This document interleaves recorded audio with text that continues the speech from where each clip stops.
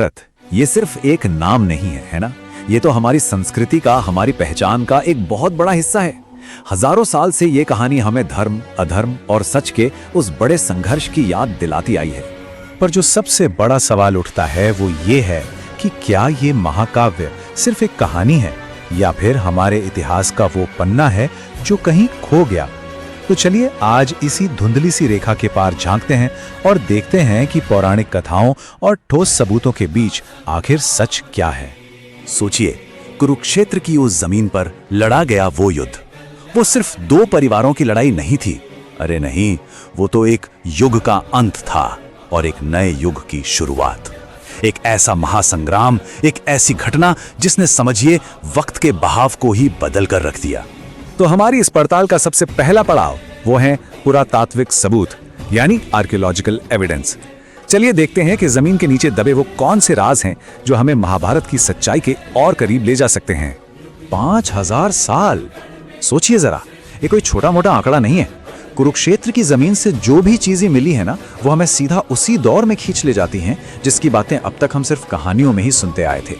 जब archaeological survey of India ने कुरुक्षेत्र में खुदाई की तो जो सामने आया वो सच में चौंकाने वाला था। उस दौर के बने हुए तीर, गदा, भाले जो बताते हैं कि उस समय की मेटल टेक्नोलॉजी कितनी एडवांस थी। इतना ही नहीं, जमीन पर रथ के पहियों के निशान तक मिले हैं, घोड़ों की हड्डियां मिली हैं और सबसे हैरत अंगेज बात ये माना जाता है कि आज भी वहां की मिट्टी लाल है। कहते हैं जैसे उन वीर योद्धाओं के खून से आज भी वो जमीन सिंची हुई हो। यहाँ पर आकर तो कहानी और सबूत एक दूसरे से हाथ मिलाते हुए लगते हैं। एक तरफ हमें भगवान कृष्ण की शानदार नगरी द्वारका की कथा सुनाई जाती है और दूसरी तरफ गुजरात के तट पर समंदर के नीचे सचमुच में एक पूरा का पूरा प्राचीन शहर डूबा हुआ मिला है, जिसके खंडर हजारों साल पुराने बताए जाते हैं। और देखिए, सबूतों की ये कड़ी सिर्फ द्वारका पर ही खत्म नहीं होती। हस्तिनापुर चलते हैं, जो पांडवों और कौरवों की राजधानी थी। वहां की खुदाई में भी 5000 साल से ज्यादा पुरानी महल की दीवारें और मिट्टी के बर्तन मिले हैं। ये खोज इस महाकाव्य को एक और मजबूत ऐतिहासिक आधार देती है। अच्छा, लाक्षागृह की वो कहानी तो याद ही होगी, जहां लाख के महल में पांडवों को जिंदा जलाने की साजिश हुई थी। उत्तर प्रदेश के बरनावा में पुरातत्वविदों को एक पूरी तरह से जली हुई इमारत के खंडहर मिले हैं। तो सवाल ये उठता है कि क्या ये वही बदनाम लाक्षागृह हो सकता है? चलिए अब जमीन के सबूतों से जरा नजरें उठाकर आसमान की तरफ देखते हैं और प्रकृति की सुनते हैं। क्या नदियां और सितारे भी महाभारत की कहानी की गवाही दे रहे हैं? महाभारत में एक बहुत बड़ी नदी का बार बार जिक्र आता है, सरस्वती नदी, जो आज कहीं नहीं दिखती, एक रहस्य है। लेकिन सैटेलाइट इमेजरी ने एक सूखी हुई नदी का पूरा रास्ता खोज निकाला है और कमाल की बात यह है कि ये ठीक उसी जगह बहती थी और लगभग उसी समय सूखी जो समय महाभारत के काल से मेल खाता है। और अब बात करते हैं एक ऐसी चीज की जहां पुराना ज्ञान और आज की टेक्नोलॉजी मिलते हैं। महाभारत में ना युद्ध के समय ग्रहों की खास स्थिति और सूर्य ग्रहण जैसी घटनाओं का पूरा ब्यौरा दिया गया है। तो जब वैज्ञानिकों ने कंप्यूटर सॉफ्टवेयर से हजारों साल पहले के आसमान को सिमुलेट किया तो पता है क्या हुआ? ठीक वही खगोलीय घटनाएं उसी दौर में घटती हुई पाई गईं जिनका जिक्र महाभारत में है। ये कमाल है। तो हमने जमीन देख ली, आसमान देख लिया। अब हम उन सबूतों की बात करते हैं जो पत्थरों या सितारों में नहीं, बल्कि हमारी कहानियों में, हमारी परंपराओं में और हमारी मान्यताओं में आज भी जिंदा हैं। अगर भारत घूमे तो पांडवों के वनवास के निशान आज भी जगह जगह मिल जाएंगे। चित्रकूट में पांडव गुफाएं हैं, जहां माना जाता है कि वो ठहरे थे।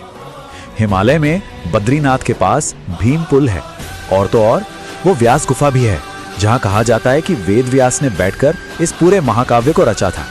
ये सारी जगहें आज भी लोगों के लिए आस्था का बड़ा केंद्र हैं। महाभारत का एक बहुत ही दिलचस्प किरदार है अश्वत्थामा, जिसे अमर होने का श्राप मिला था। अब किंवदंतियां ये कहती हैं कि वो आज भी भटक रहा है।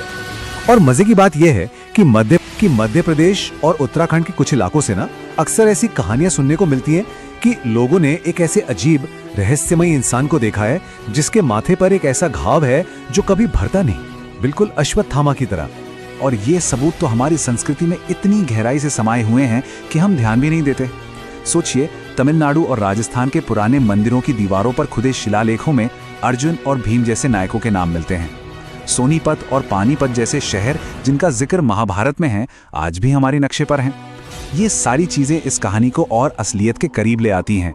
और फिर लोकगीत हैं, कहानियां हैं, जिनके जरिए ये महाकाव्य आज भी हमारे बीच जिंदा है। तो इन सारे सबूतों को देखने के बाद सवाल उठता है कि हम आखिर किस नतीजे पर पहुंचते हैं। चलिए एक बार फिर से अपनी अब तक की पूरी जांच के जो मुख्य बिंदु हैं उन पर नजर डालते हैं। हमने पुरातात्विक सबूत देखे, हथियार, शहर, उनके खंडहर। हमने भूवैज्ञानिक सबूत देखे, एक पूरी की पूरी खोई हुई नदी।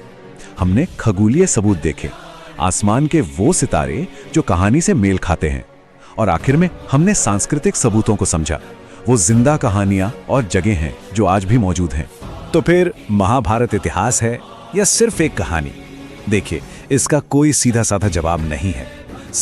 सारे सबूत हमारे सामने हैं, पर जब कोई कहानी इतनी पुरानी हो जाए तो ये तय करना बहुत मुश्किल हो जाता है कि इतिहास कहाँ खत्म हो रहा है और विश्वास कहाँ से शुरू हो रहा है। और शायद यही सवाल इस महाकाव्य को आज भी इतना जिंदा और जरूरी बनाए रखता है।